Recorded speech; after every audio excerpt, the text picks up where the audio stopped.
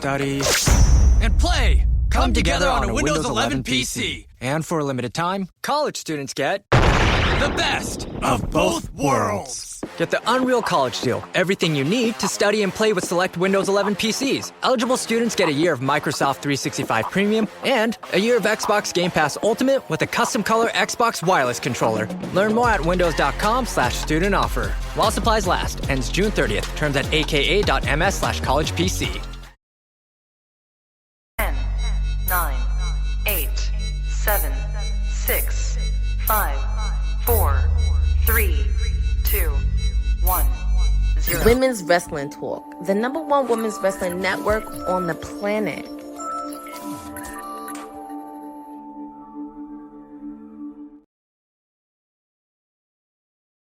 Happy Wednesday, y'all. Welcome to Women's Wrestling Talk, the #1 women's wrestling show on the planet. My name is TK Trinidad. We are here with another edition of WWT Live, and we got so much to talk about. But I am not alone. You know, where there's WWT, there's hope. Hope is in the building. How are you doing? Hello, happy Dynamite Wednesday, TK. Good people in the chat. Hi, y'all. Good to see ya. Hey. And where there's hope and there's Dynamite Wednesday, there's also the Swiss Miss Honey. Hello, buzz, busy bees of the WWT universe. 'Tis I, your sweetest Oos. Let's get into it. We got a lot to talk about. Definitely a lot to talk about. I'm just trying to see where do we want to start? Well, Listen, I guess the bigger question is, okay, I'm gonna get you ready. So either Honey or Hope, you guys can, in the next story, we're gonna do the breakdown or the preview for AEW, so you guys can get that ready. But all right, let's start with some good news. So Nikki Cross, she signs with Progress Wrestling, which is big because actually, Honey, I'm gonna let you take this because I know you were affected when she got let go. So tell us how this all progressed. yeah, this is just something that's really cool. I mean, Progress Wrestling has been around for quite some time, and her and Big Damo, as they call him, her hubby, will also be joining her on that roster as well. They pretty much signed and appeared to be connected with Progress Wrestling going forward, and pretty much signaling like a notable names in the UK and European wrestling scene all over again. It's a huge boost for them. It's also a huge boost because they have roots in the UK wrestling scene. Big Damo has a very underrated legacy in that field, and I feel like they could be rebuilding some momentum over there again, which is really cool to see. And Nikki, I'm happy to see her anywhere. So get it, girl. I love it. Yeah, very, very true. Before I get your opinion, Hope, let us know what city, what state, what country you guys are hailing from. Also, our super chats are open. So what does that mean? That for $2 and more, you guys ask us any questions or opinions what is going on in the wrestling universe. So Hope, thoughts on this acquisition? Oh, absolutely excited for Nikki and her hubby. I too was bummed when her contract was not renewed by WWE. I just thought it was a big miss. She's been around for a bit. She's accomplished a lot outside of the ring, education-wise. She recently received a college degree, and I'm just happy for her. You know, good things come to good people, and it just shows that even if your contract isn't renewed, it doesn't mean that your career is over. And to go to the UK and take over this, you know, and who knows, it could become a part of NXT Europe at some point. We'll see. We shall see. Bring that back. That'd be sweet. And plus, I want to see Crazy Nikki again. I just want to just Nick go crazy. Just go crazy on all of them, please. Just chaos. You know, chaos. I love it. I love my chaos. Yeah, I kind of felt like they dropped the ball with that, but you know, I mean, I think we're kind of used to WWE dropping the ball on a few things. Again, not blaming them because they have a lot of things going on, but there could have been a lot of storylines that we talked about extensively that they kind of, you know, left out. But you know, who are we? All right, so because I know our producer from the future is going to be asking. So Hope or Honey, who wants to take this to AEW preview while Courtney, y'all, if you are in the New York or New Jersey area, definitely check out, and you're going to see AEW. Courtney will be in the building, so definitely go and look out for her. And but say yeah, hi. what's happening? And say hi, or tap her on the shoulder and say buzz buzz and scare the crap out of her. Yeah, she'll think it's me. No, but yeah. So AEW, what is it? Is it another 3 hour? I believe it's another 3 hour special. Yeah, and they're going to be in Philly at I hope I don't butcher this, the Liacouras Center in Philadelphia, Pennsylvania. Double or Nothing was unforgettable. We'll see what the fallout will be from that. Because honestly, personally, I watched that whole thing from top to bottom, and it was absolutely 10 out of 10. No notes. I enjoyed it thoroughly. MJF will be celebrating tonight, becoming the 3-time AEW champion in Philly after beating, of course, Darby Allin for the championship. And he gets to keep his hair as well. So, I think we knew that was all gonna happen. That was gonna happen. Yeah, definitely. He was definitely on the pick to win, though it could have been on the fence. I mean, Darby was practically there anyway, so it was kind of like, I think it was a little pointless to have the hair thing. But yeah, that after we also have after Jericho's team won for the Stadium Stampede, him and Ricochet are going to be one-on-one. We also have Chris Statlander challenging Hikaru Shida, because I almost messed that up, after her blindside from Double or Nothing. So we'll see them go one-on-one in a lights-out Philly street fight. Courtney's going to have so much fun tonight, just so y'all know. Yes. I think there's sorry. You have more? Yeah, there's tons more. We have let's see. We also got Renee Paquette is going to be interviewing Kyle Fletcher and Don Callis after the Proto Star's shocking return, and of course aligning himself with the Don Callis family over his friend Konosuke Takeshita. So it's going to be pretty wild with that. We also have the tag team champions. I'm not calling them what they call them. They're Edge and Christian, and they always will be to me. I don't care.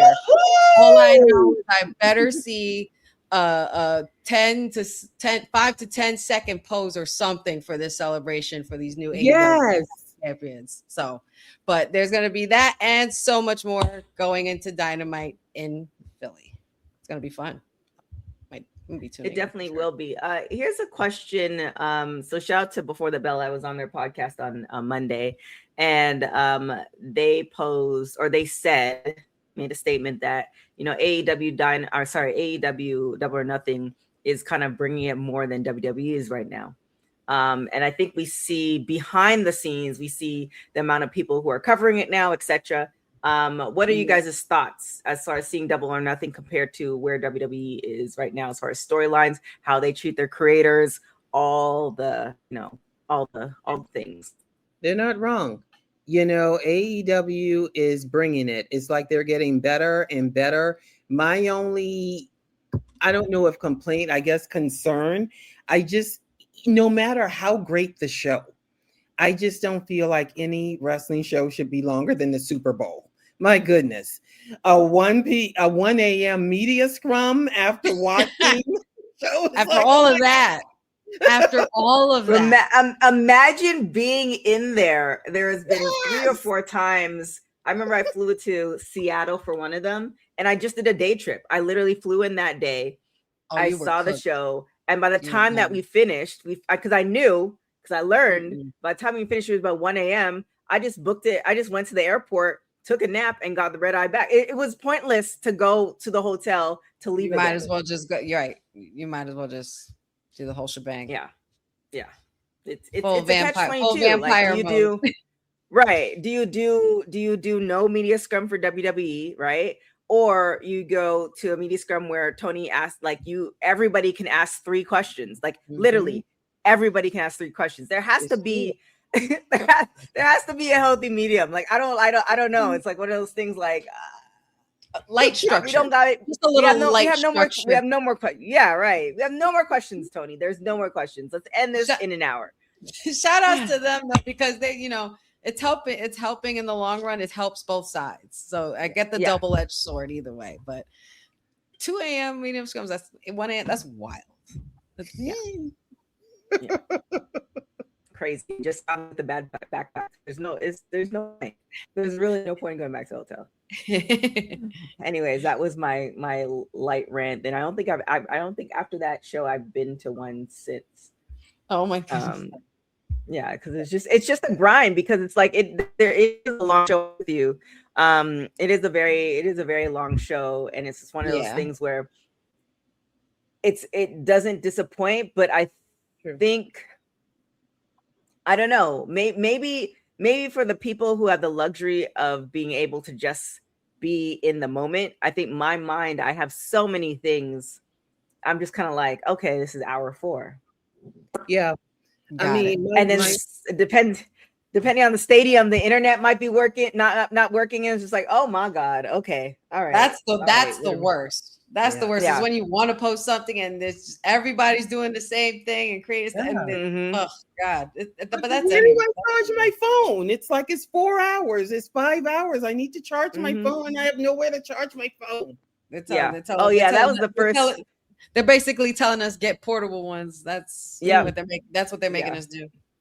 Yeah, my first thing when I forgot even what show it was, but then when I had to try to find a charger, and I was at Staples Center plugging my phone outside the bathroom, I'm like, okay, I need to develop a better system for this, because this cannot happen again. This cannot go on. This shall not. Yeah, this will not. A portable charger is definitely. I travel everywhere with it. It's a must. Anywho, I guess the consensus is, so you guys think that AEW is kind of stepping up their game as far as storylines. However, the length of Double or Nothing was a bit not just much. Double or Nothing, the length of all of their pay-per-views. It just, again, even if it were my favorite artist, at some point my butt is going to go. My feet are going to go. I mean, we need to wrap this up. Make it a 2-nighter. And I'm with you on that, Hope, because I honestly, this isn't the first time I've seen an AEW pay-per-view that's locked me in through and through. And it happens every time with the pay-per-view. For some reason, Dynamite and Collision can't catch me as for some reason on my end, it just doesn't get to me until because I know when it's the pay-per-view season, I already know it's going to be hot. I don't have to see anything too much that's going on, because they do have a lot going on. But I know one thing that AEW will do is put on a damn good show. They will. And no matter how long it takes, clearly, 8-hour, 9-hour show plus a pre-show and a post-show and media scrum. Child. What? Listen, we'll do it all. Might as well be like Coachella, one of these things. I can imagine the parents who are bringing their kids, though. What is that like? Can you imagine trying to tell those kids we got to go home because it's late and you got school in the morning or something? Can you imagine trying to tell those kids that? This is a funny story. It was I believe it was Revolution. It was on the Hangman Adam Page versus Swerve Strickland, and he got the noose. And I was working with a company at the time. I won't name it. I was working at a company, and I brought it. We were trying to do a deal. But anyways, I brought some of the other producers, and the producers brought their daughter. And I can't take blood. And these kids were so invested. I was turning around, and they're just gung-ho into it. I'm just like, how? AEW is I think too, what we can say is that with WWE and AEW, at the end of the day, every company, every person, nobody's on cloud 9, for 80, 70 years of their life. There's ups and downs and ebbs and flows with everything. And for those people who are wishing AEW away, that's not okay. You have to allow this company to grow.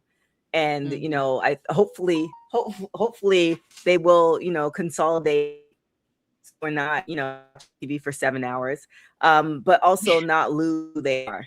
So that's the hope. That's the hope for sure. Oh my goodness. But also speaking of AEW, they're going to be debuting in Montreal, a pay-per-view in Montreal in July. I'm kind of it's slightly, because I am going to be in Canada, but I think I'm going to be missing this by 2 weeks. And I'm like, oh, should I switch some things up? I don't know. Anyways, it's going to be happening in Montreal, which is big because I feel like WWE is now focusing more internationally. They Mhm. are. As far as their pay-per-views and stuff like that. You can kind of see, I mean, obviously where WrestleMania is going to be next year. So, thoughts on compare. Do you think the fact that WWE is focusing more internationally, AEW is kind of picking up these markets like Montreal, etc.? Do you think that it'll benefit AEW in the long run and WWE will lose out, or both parties will be fine? I think both parties will be fine, but what I actually think is interesting is when someone made the comment to Tony Khan in the media scrum about next year's Mania, there not being an event on US soil. And his comment was something to the effect of not yet.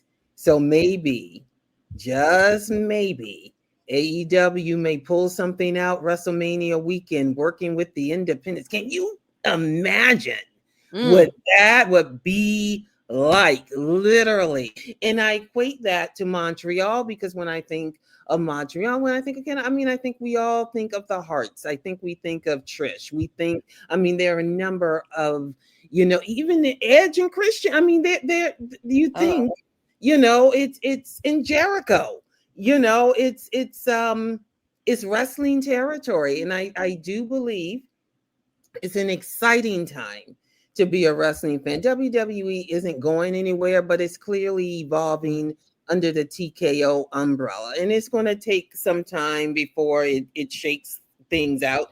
And AEW is still growing. It's not, are they a decade old? Like, serious, I don't even think they're a decade old. So I know, where you at, Bosa? You're supposed to tell these the facts. Bosa, you missing out, man. Information off. I think what they're like 5 years. Didn't they just celebrate a 5-year anniversary that last year? Or no, something? they're past 5. They might be past 6. 6, maybe 6 or 7. They're past. Yeah. Yeah. I mean, my I'm sorry. No, you're fine. I mean, my point with that is that they have accomplished a lot during this period. And I'm so happy that they've hung in there and that they're thriving and that they're picking up opportunities. Because let's keep it real. 7 years old. They're 7. Oh, thanks, awesome. Jeffrey. Yeah, you're right. Awesome. To be able to actually ask questions of Tony Khan, that says a lot. Can you imagine being able to do that with Vince McMahon? With Jim Crockett or any of the other, Dixie Carter in the old TNA days? That's unheard. Even Hunter, he took questions initially, but then they did away or revamped them. I won't say they did away with it, but they remodeled it. So kudos to them. Exciting time. Congrats to Montreal and to other places that they are clearly blowing up, and I'm just glad that AEW is catching fire because they should. They're doing the damn thing, and I'm glad that they are here and we have Dynamite Wednesday. So yay! And now we have Redemption for the summertime. Pretty big. Yeah, I'm really curious too as to. I am 90% sure something's in the making for WrestleMania weekend in the US. And I think Vegas might be kind of the play where it's like, okay, well, WrestleMania is not happening, but if you want to see all these shows, this is where you go. And again, I think, or something might be in the works. What I hope doesn't happen is that, which is very possible, people don't talk to each other. And now we have 3 or 4 destination places for WrestleMania in the US. Like, might have Vegas, and you might have New York, and now all these places are broken up instead of essentially bringing people together. Because what I did find this year, I didn't even go to WrestleMania. There was more than enough to do. There are more than enough shows to go to. There is, in fact, too many shows for one person to go to at the same time. Is next to near impossible. Then you do WrestleCon, you do all the things, and then could you imagine the watch parties? Like, shout to Mojo Rawley. He had the watch parties at Palms Casino, and it was outside, and it was by the pool, and it was a whole situation. It felt, and then you had like all the. So it's just, I don't know. I feel like kudos to WWE for venturing out, because there's more to the world than America, which is, Sure. I know sometimes it's hard for Americans to hear that. But it's not like there can't be other things. Honey's like, no. Right. It's I'm not sure which Americans you talk about, but I know this one's like, nah, I'd rather be out there too. Girl, we can talk offline. There's so many. It's a whole nother conversation for another day. There's a whole nother conversation. But all in all, though, Montreal is such a great start, especially to have them for the summer. That's huge because they're one of wrestling's most iconic, legendary wrestling cities, and their crowds with the way they roll, they treat every match like it's a WrestleMania match. Yep. You know what I mean? So AEW is about to have a party with this one. Yep, we're gonna see a lot of songs, and a lot's gonna stem from that further. So shout outs to them as being someone who wasn't sure about them in the first place. I will give credit and respect where it's due. Y'all got that. Okay. Yeah, we'll see what happens now. I have to like retool my summer calendar and see if I can, because I definitely want to kind of Montreal during the summer, for y'all who don't know, like, and if you haven't been to Montreal is totally different than Toronto, a very European vibe, and you definitely want to go during the summer. So like Montreal during the summer, in addition to, like, if you haven't been, this is probably the time to go. So that's my to Canada was with my grandparents, and we went to Niagara Falls. That was the only thing. And you like this is funny thing. It's like you could literally drive. I used to drive to the US all the time. Like, it's so close. And I understand it's a little bit different because I was just like, vibing. I was also very little. I was also very little when I went too. So I didn't. Yeah, and you married now. What's the excuse? Money's the excuse, girl. Need more honey money. More honey. more honey McDuck working money, Oh boy. All right, well, let's get into NXT. I put a poll there in the corner if you all want to see WWT covering NXT on a regular basis with a recap and watch along. Let us know if you vibing with that. So Honey or Hope, what are your thoughts? Break it down for us, all that stuff. MDB, Honey. Go for it, Honey Bear. Honey money. Wait, which stuff? Wait, I'm sorry. NXT. NXT. Hold on. Oh, well then. No, not even like that. I was just like, I was shocked at how I'm just shocked at how good it's picking up, because for a while I didn't watch NXT for like a couple of weeks. I just like fell off of it. It was that weird time when TKO started hitting us with all those testing releases things and everything, and I was just like, okay, fine, whatever. But yeah, let's just get into the good stuff, of course, because I'm sure Mayor might pop up in here somewhere for this. So let's just do this for him now. Lola Vice retains her NXT Women's title against Izzy Dame, which was a pretty damn good match. That was probably one of the best matches, besides Leilani and Ren Sinclair, who also had a match. The women were rocking. We also had the debut of, excuse me, why can't I find my notes? Hold on, where is she? Oh yes, we had the debut of Layla Diggs, which was pretty damn awesome. So shout outs to her and seeing her in NXT. I feel like NXT Women's Division is continuously, quietly just being the strongest women's division in WWE overall. They've been strong for a while, though.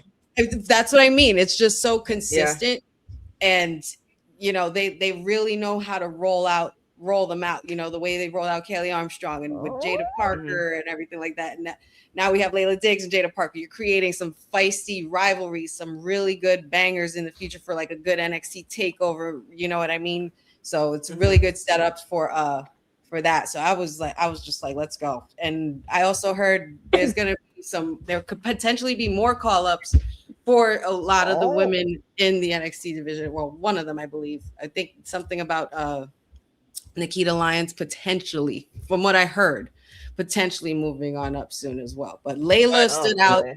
Layla stood out right from the pack right away.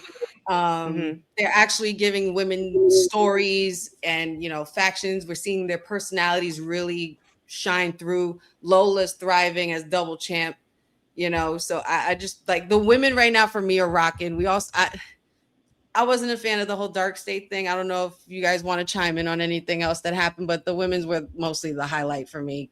I agree. of the whole night. Because the Dark State thing, like, y'all are supposed to be a very intimidating group. Kind of like, I wouldn't expect a group like y'all to come out and have to explain your actions. You know what I mean? Like, you guys are supposed to be intimidated. Like, you guys should. It should just be because. Like, it should just be because. Like, you're here to cause chaos. You're here to start a scene, and we already know what happens with things like that when factions divide and stuff like that. But do I think getting rid of Saquon was the right move, though? Not sure, because I enjoy Saquon as well. But I could have done without that segment. Everything else with the women was perfect, and we saw the Tony D'Angelo thing and Evil and stuff with the men's title. But go women's wrestling. Yeah, I mean, for sure. I don't. If I'm completely honest, the only reason that I watch NXT is for the ladies. For some reason, their creative in NXT just outshines.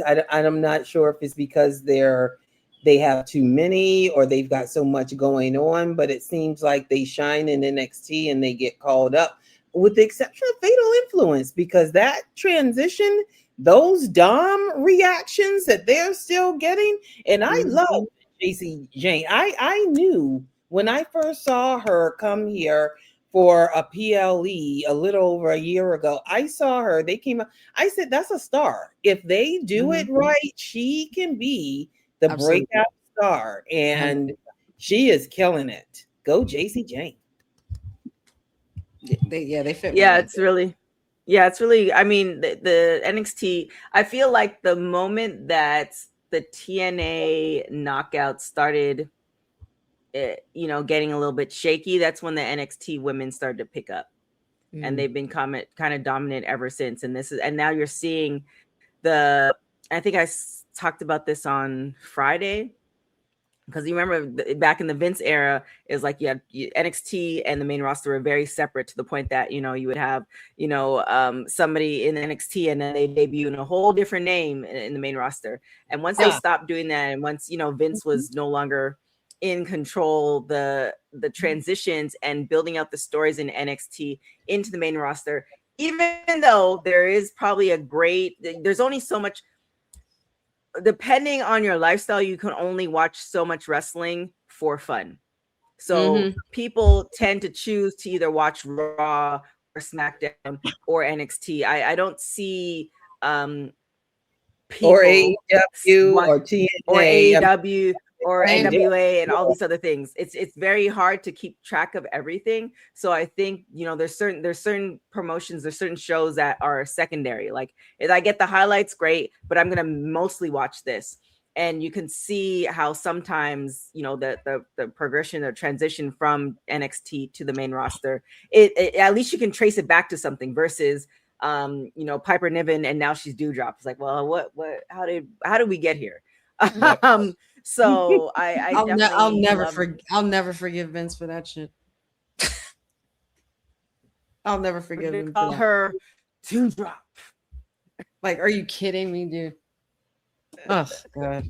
Oh my god. Well, I'll never forgive Vince for a lot of things, especially that. But yeah, it's and we're in a different era, so we're in a new era.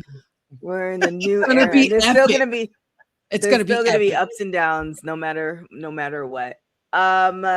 Let's honey, I still don't see, and I don't know if you want to put it in the private chat, the one for the Midcard. I don't see the link for that. But let's talk about Leilani Kai. She has, I believe, I don't know if you and Courtney interviewed her, or you spoke to her about it. I can't remember. The Cauliflower Alley Club is proud to announce Leilani Kai as a recipient of the 2026 Women's Wrestling Award at the CAC 60. A true pioneer of women's professional wrestling. I think she was also at WrestleCon too. So definitely congratulations to her. Yeah, quick. So I remember Courtney mentioning that. Yeah. So they it's gonna be happening August 24th to the 26th in Las Vegas. Speaking of Vegas again, So definitely something for you guys to check out. But definitely, and she's been featured on WWE TV quite a bit as well. So any thoughts of that? Well, I mean, kudos to her. I mean, of course, why wouldn't they? Absolutely. She's one of the women in wrestling where you call her literally a wrestling woman. Like, she was about that business, and she's also in recent years became a WWE Hall of Famer.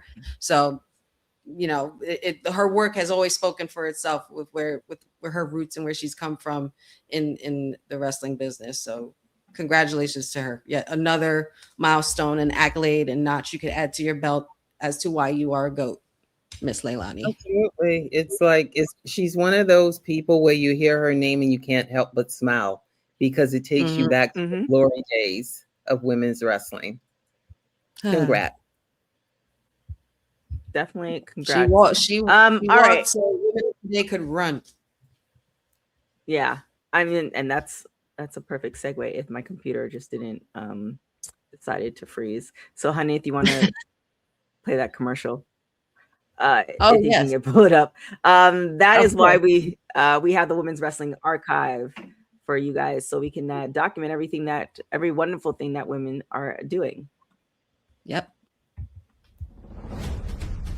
Women's wrestling didn't just show up yesterday in glitter boots. We've been here the entire time, body slamming through history.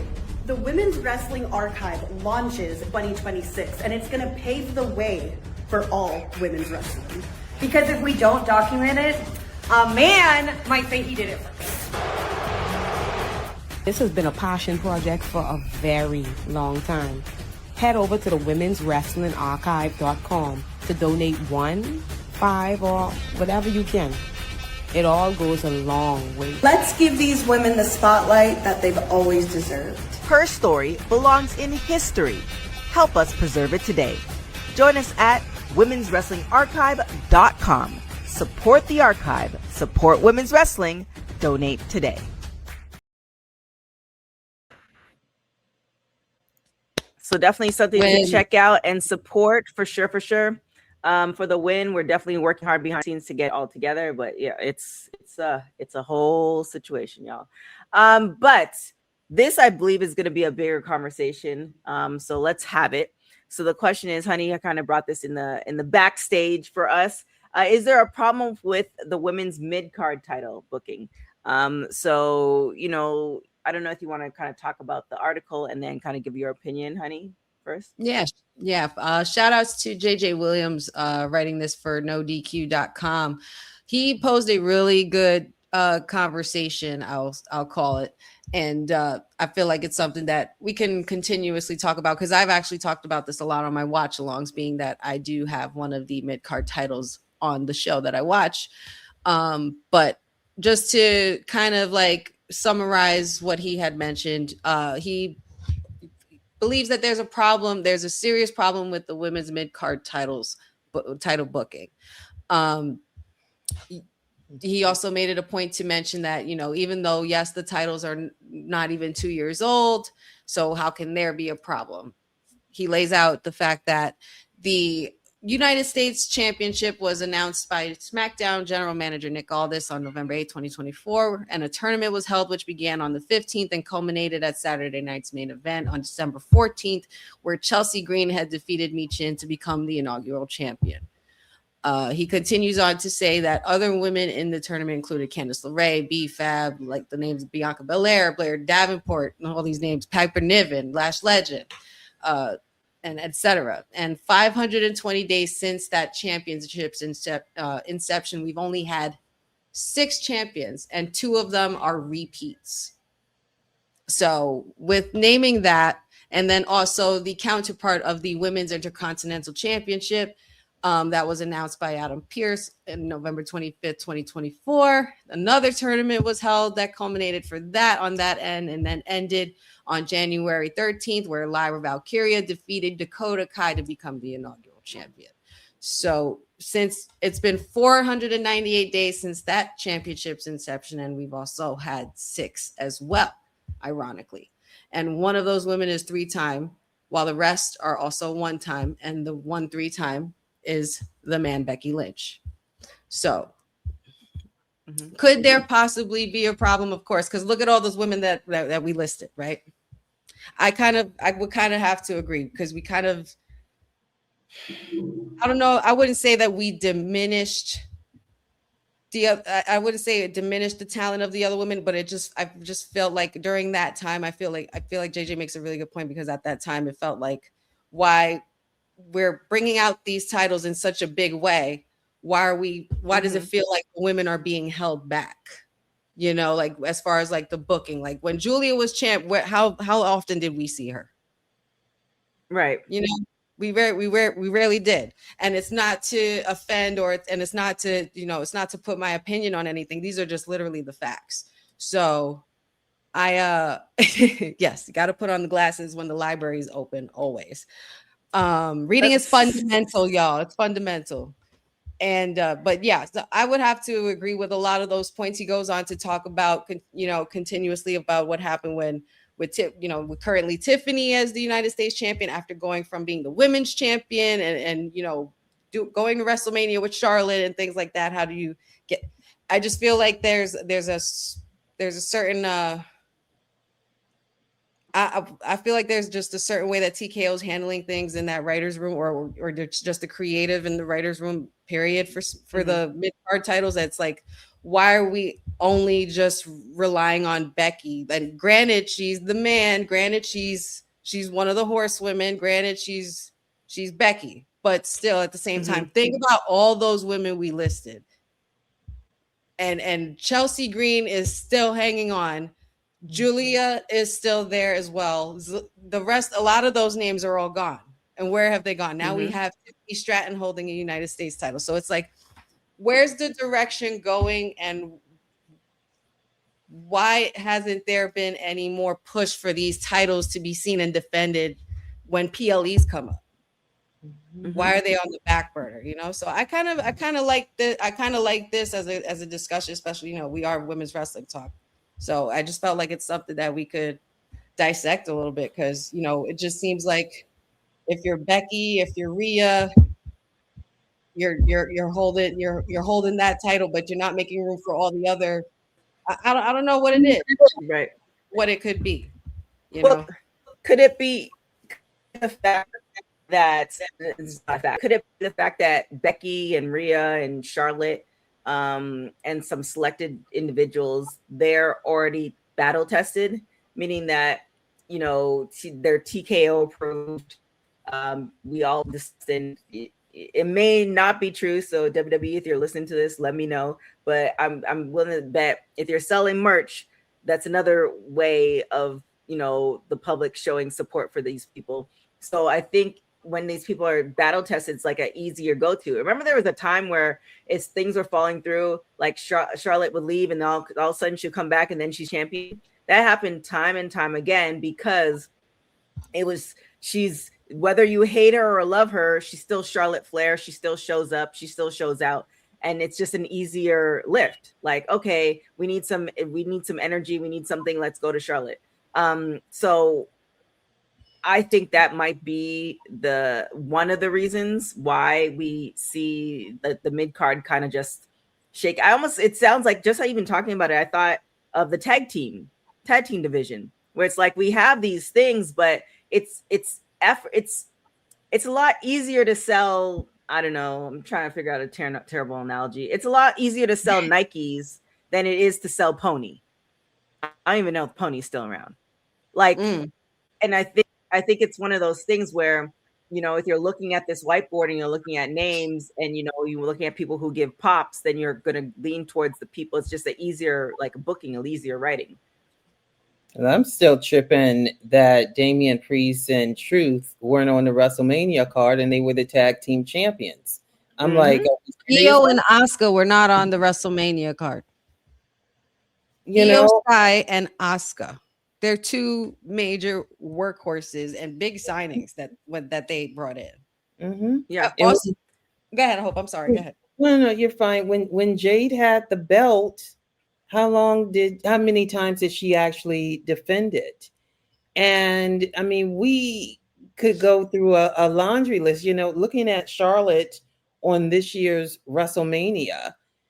I mean, I like Charlotte with Alexa. I like the whole, what they're doing. But at the end of the day, this is Charlotte Flair. I want her to, I personally would like for her to hit 16 before her father leaves this side. I do believe that she can do that, barring no further injuries. But it's a combination of the TKO factor. Who is really in charge of the creative? Is it really Trip? Is it really TKO? Is it a combination of the two, or is there another entity involved? Because you're right, you look at the tag team division, it's not just the mid-carders, but there are a number of good people who people would come and support if you push them correctly. I understand you've got every single thing going on. You've got things with A&E, you've got things with Netflix, you got the various shows, you got the PLEs, you got the other things going on. In some ways, as wonderful as it is that they've expanded, in some ways, it's almost as if they've been pulled into too many directions and certain divisions have suffered. I believe the woman is still there who's running Raw Creative, the writing team. But at the end of the day, you need more women in the room to support, to speak up, to say, yes, we would do that. No, we wouldn't do that. That makes sense. No, that doesn't make sense. For Tiffany to have been in that fabulous match last year, and was she even on the card this year? I don't think she was even, just little things. And as you mentioned earlier, honey, Asuka. Where was Asuka? Not WrestleMania 2 nights. Io Sky almost broke her neck 2 weeks back to back, and she wasn't on the card. It's like there was a workhorse. Yes, I mean something. I don't know. I think it's a combination of things, and unfortunately, just like when you look at the release of talent who shouldn't have. I mean, how the Wyatt Six? Are we serious right now? We could have had Nikki Cross in this mix. We only have that Maxine more often. We could have had AJ at least another run. Her and Becky hot potatoing a little bit. Dakota Kai, Zelina Vega held the damn title, and you had a big moment for that, and just completely diminished the girl like it was nothing. You know what I mean? That Natalia. Don't get me started. Natalia, why do we go through a whole character change on TV with her being the low-key legend, and then going through GCW the way she did it, AAA and all of that, and then now after that you reverse it and bring her back as being Maxine's support, and had her training in the dungeon and stuff like that. But you stopped all that. Why do we stop? Because that was becoming a good story. I don't know where it got stale, but it's like the attention span in that writer's room is just like, all right, we're done with that. And then like they go into a few weeks later and it goes into something else that doesn't make sense, but it's something that would have worked weeks beforehand if you had continued the story. Finish the story. There's more than one story, okay? And finish the women's wrestling mid-card story, damn it. Yes. Well, there's something awry. Whether I honestly believe with anything, almost everything, and let me know if there's something outside of it. Numbers tell all the stories, and numbers dictate how a story is going to go. Yep. And I'm willing to believe that if, for instance, something or somebody or a certain story, actually no, because there have been certain stories that I feel that were cooking in that WWE kind of kiboshed, but I don't see the numbers. I don't know what the numbers look like. I don't know what the numbers, when this particular story that I'm interested in, that it dips. I don't know if, on the collective, these people are involved in the story, their numbers spike as far as merch sales. Like all these things and I hope this is not going off of feeling, because let's not talk about feelings.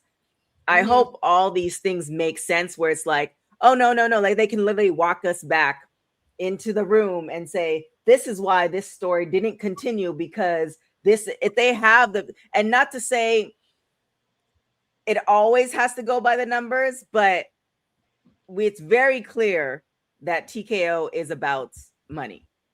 So if it's not making money, it's not making sense. So that's why I hope that's the reason behind it. That's the reason why we don't, have much of a mid-card versus, what is the honorable thing to do, because, we're in a different era when you have so many, people you have to impress and make happy. It's a little bit different. Yeah, I get that. Understand. You look at Ricky Saints and you look at Royce Keys, and it's like, I hate his music. I'm sorry.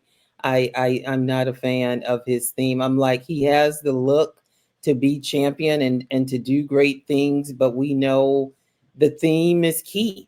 It doesn't resonate with me. I still see Powerhouse Hobbs. He'll be Powerhouse Hobbs to me, and that may not be the best thing to say, but I'm sorry, I see Powerhouse. Why did all of a sudden when you sent that, I thought of Roots? Your name is Toby. My name no. Oh my God. I Stop.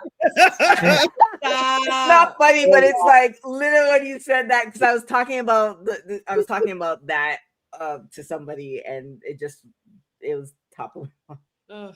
But I get it. There's just some things that don't resonate, and I get numbers are speak for themselves, but also like I also miss the days where, okay, yes, money, forget it. You need your money. We get it, and we're gonna give it to you. But just listen to us a little bit and acknowledge us too. Make us feel like we're we've been in this thing in the long haul, and we're trying to ride with you. Okay, we're on your side.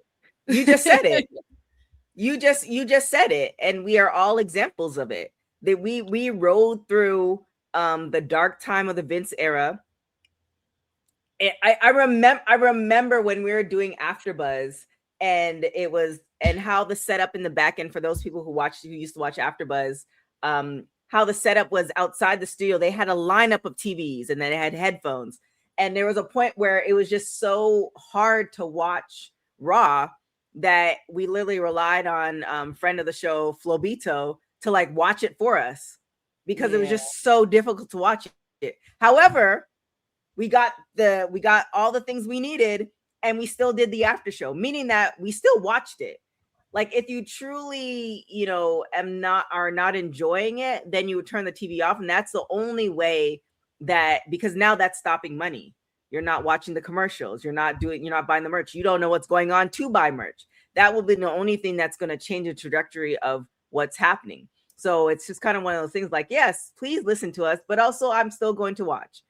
And it's a catch-22. Dollars, people, I mean, you can I feel like I'm like referencing all these like civil rights type things, like Martin Luther King when she's making it political. Right. It's like Martin Luther King, who, told people certain places where not to buy. They did that with Target the other day. Like the power is in with the money. And I'm not saying, WWE's getting it completely wrong. But if you are that passionate about it, this is, I don't know if we're just in an era, including myself, of just complaining about things. And it's like, okay, well, I'm now going to turn on WWE and watch it. Yeah, I don't know. It's an interesting time we're in.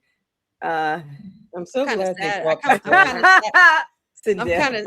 kind of sad. I missed the AfterBuzz. That would have fit right well. I would have been so. AfterBuzz was Jeffrey knows. AfterBuzz was a time. AfterBuzz was an era, and for those who I don't know if that interview is gonna come. So anyway, I'll give this very short 2 bullet points. X-Pac was one of the reasons why Women's Wrestling Talk exists. And this is also, it's because of AfterBuzz that I started working with X-Pac and all the things. So, it's a combination of X-Pac Kevin Undergaro, Maria Menounos, and also big shout out as far as how I got started back into wrestling is Xavier Woods, Austin Creed. So those people are kind of the reason why we're here as it is. So unfortunately, during the pandemic, they decided to close the doors, and for those people who are in the LA area, the building's getting sold. So it might come back in another form, but I don't know if it's come back. But shout out to AfterBuzz, because this is the reason why WWT and everything, the shows and all that stuff, it's based off of AfterBuzz. Like it's not a originator. AfterBuzz to the AfterBuzz. Yeah, it's that's because of AfterBuzz. So shout out to all of them. Word, love that. Oh my God! Anytime someone says Marina Menounos, think of Justin Bieber. Okay, you're gonna need to send me a link with that. I don't know what that is. So with that, and I'll say for me, what I exuded with the mid card is just we're disappointed. I think I can sum that up. What I always say is, what's the solution? So if you can sit down with Triple H or Nick Khan or TKO and say, this is what I want to happen, what would be your suggestion? I think they're starting with bringing back live events, because one of the things with live events was for creative and the producers and what have you to get a read on pairing people together, what works, what doesn't work, what makes sense, crowd reactions, and of course merch sales.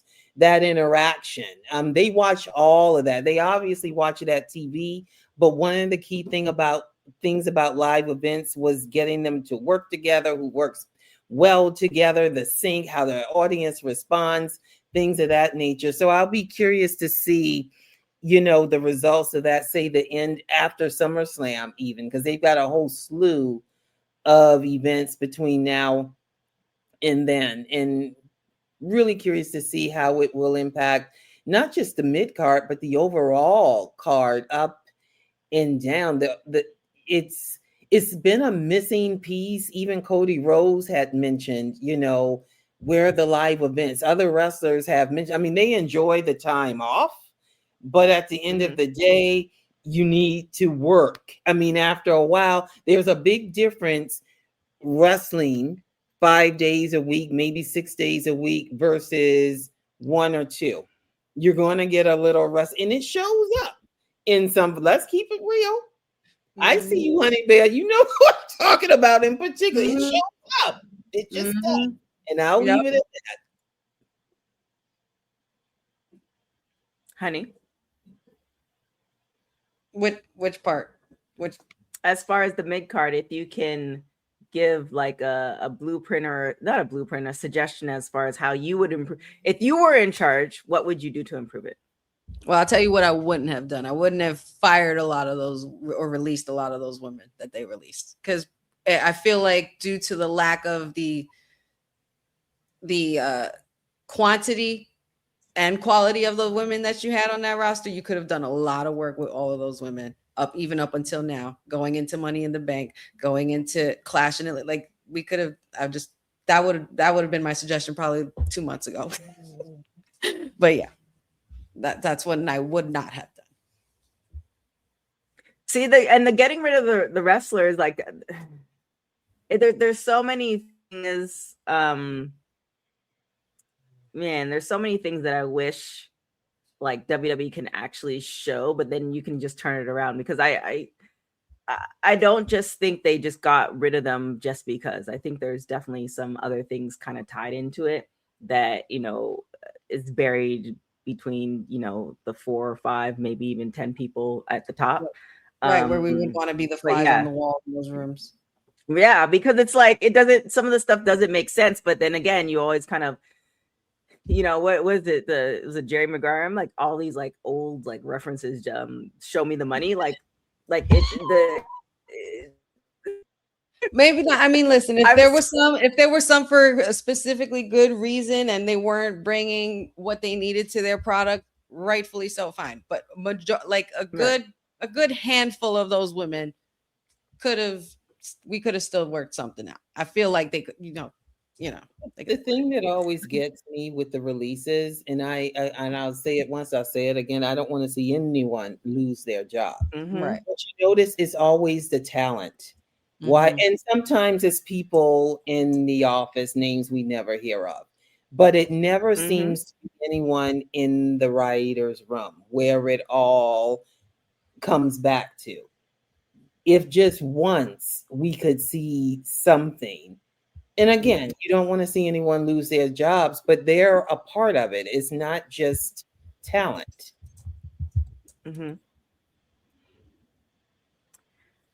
I guess we'll see what's gonna happen with all of that. Yeah, it's a crazy time. It's an interesting time. It's great to be like documenting it at least. And I think it's, you know, one of those. I think we were all kind of high when Triple H took over and we're getting these amazing stories, but we, you know, I think with the natural progression and everything that's happening, we're going to be in this weird place. But the show must go on. They're still having PLEs. They're still having shows every week. And we still gonna go. We still gonna watch. Like we are so, like we are like wrestling fans, man. We are. I've learned growing up, we are some fickle creatures, man. Carmelo Hayes said that not too long ago. Yeah, that we're fickle. We are. Yeah. But I guess it's just I felt like it doesn't mean anything to have those titles if we're not emotionally invested with the women. And there, instead of giving them 2-minute backstage segments, like do you know what I mean? I don't know. No, but that's where the storylines come in, the meaningful storylines. We have to, it goes back to why I was drawn to wrestling back in the 80s, why so many others, because you had the storylines. You didn't even have to have a match. If you had a good talker in the ring or a backstage good talker, like what, like once you saw Dwayne's pork chop sideburns and shades, you did not change that channel because he was going to talk his stuff into that camera. Or back in when Mean Gene, and you know what I mean? Like, ugh, it's real. Well, here's the thing. Go on, what you're going to say? No. Go ahead. I think here's the thing too. You think of that time, there were less wrestlers. There was also less women. So let's not even, you know, let's just say. Right. But also too, a lot of them were going off the dome, like they were going off the cuff. They didn't have dedicated scripts. So that's one thing. I think that and it's not taking away from the wrestler who can't really cut a promo, but cutting a promo makes, for me, if you cut a promo and your wrestling is just okay, like you already got me at the promo, because now you remembering the lines. If you can make me laugh and you're like, oh damn, like that's what, like all those things make. That's the hook. And I feel like sometimes what WWE does, and they kind of ebbs and flows with this too. They sign a bunch of talent, and it's like they're hoping some of the talent stick to the wall, opposed to, and I forgot who said it in the chat about developing. And you're seeing now like kind of the developing pipeline where we're seeing a lot of NXT people move to the main roster. Like we're seeing, I'm going to regret saying this, but we're seeing Trick Williams, for instance, right? You saw when he first started NXT, and you're seeing him now. You're seeing when Bianca Belair first started in NXT, and you're seeing her now in the development of everything. You need time, whether you're starting at, you know, number 9 and you can talk on the mic, but your wrestling's not that good or whatever. You need time to develop the character. And what it is that not everybody's going to make it. True. However, here's the big, if you now give all these people these chances to at the big stage, and then a year from now you cut them, then you're doing them a disservice. Then why sign them in the first place? And that, again, I'm same with Hope, and I'm sure you said this too, honey. I want everybody to get a job, but for me, it's like if I'm not it, and you're like guessing, oh, I don't know if she's gonna make it, then don't choose me. Let me figure out my life on this scene. Let me do my thing, and then if I get to a certain thing where you're like, you could choose me, and you have a pathway for me, and I will make it on the main roster, because some people you just know, then do that. It just sometimes it seems like they sign people, and the conversation that you referred to, Hope, the conversation that's happening without you in another room is a disservice to you.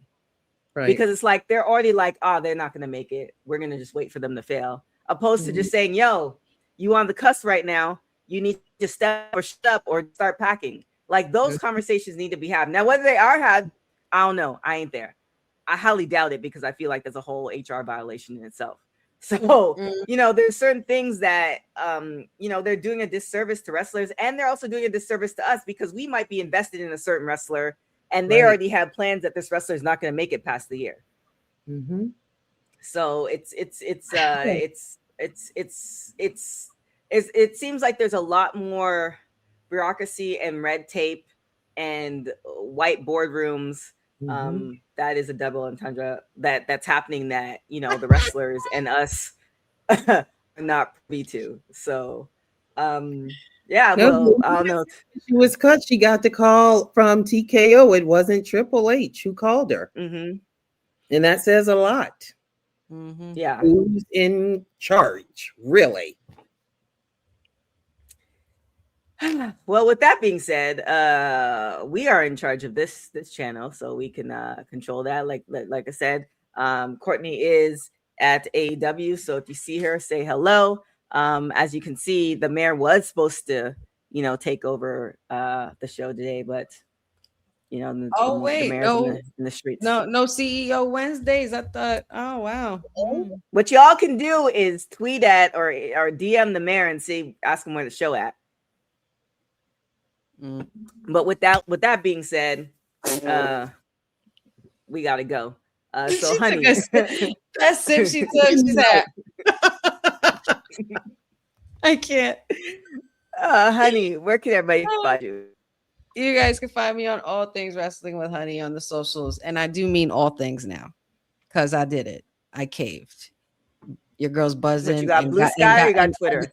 I got Twitter. Your girl's buzzing. I wish you would have told me. It started on the Twitter, and Twitch too. So Wrestling with Honey on all the stuff, Facebook, all of that. You guys know. And catch me Fridays, Honey Night SmackDown once again. See you guys Friday. Hey, my honey all right, bear. Hope, where can everybody find you?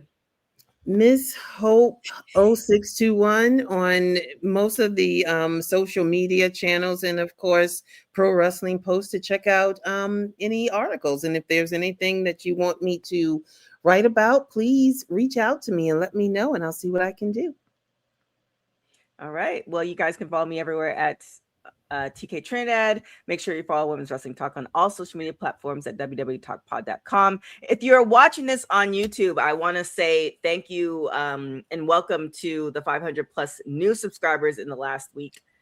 Y'all have been showing out. I really appreciate it. Make sure y'all who are watching us, tell your friends, tell your friends' friends, tell your cousins' friends, tell your baby mama them, tell the fathers, your notification tell the mothers, alarm, all share it. Subscribe. Everybody, baby mama friends too. Everybody, baby mama the friends. two families, the cousins, the baby's mama's cousins, friends. all of them. Tell them about Women's Wrestling Talk because we definitely need your support. And apparently somebody's telling somebody, so I appreciate y'all. And let us know what more stuff you want to see. If you want to see Ced's actions in the streets, we can maybe work that out for you for the right amount of super chats. So all of that good stuff. But